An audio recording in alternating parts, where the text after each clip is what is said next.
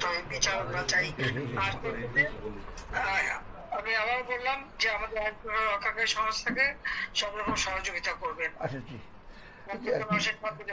আবার এই নাম্বারটা আমার আপনি সেভ করে রাখেন, এই নাম্বারটা আমার জাহাঙ্গীর। আচ্ছা ঠিক আছে, ঠিক আছে, আপনি ঘাবড়াইয়েন না, আমরা আছি শক্ত, আমরা শক্ত আছি না, আপনি ঘাবড়াই না, আমরা নরমই পড়ি। জয় বাংলা, জয় বাংলা। আবার আপনি আমি ঘাবড়াই নাই, আমি আর এই ইতিমধ্যে সমস্ত ঘটনার পরে যে কত মানুষ মারা গেছে, আমাদের পুলিশ মায়ের ঝুলায় রেখে দেয়, আমাদের কর্মী মায়ের হাসপাতালে চিকিৎসা করতে গেছে তাকে টাইনে এনে ঝুলায় গুলি করে মারে, পুলিশের পিঠায় পিঠায় পিঠা পিঠায় মারা, এরকম বিভৎস ঘটনা কে দেখছে?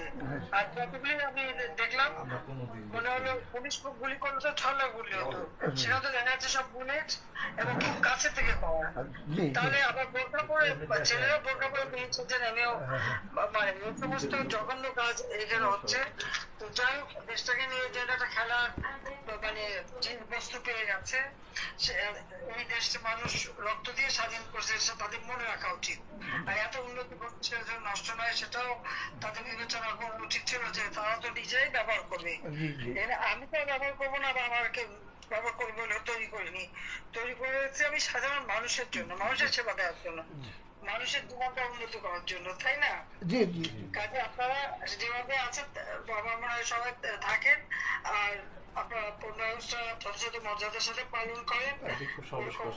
শেখ হাসিনা ভয় নাই, আছি। ঠিক আছে, দোয়া করে নেবা। সবাই তো সামনে থেকে এখন আর আগে বছর না, জি জি জি জি আপা, ঠিক আছে, ঠিক আছে, ঠিক আছে। শেখ হাসিনা ভয় নাই।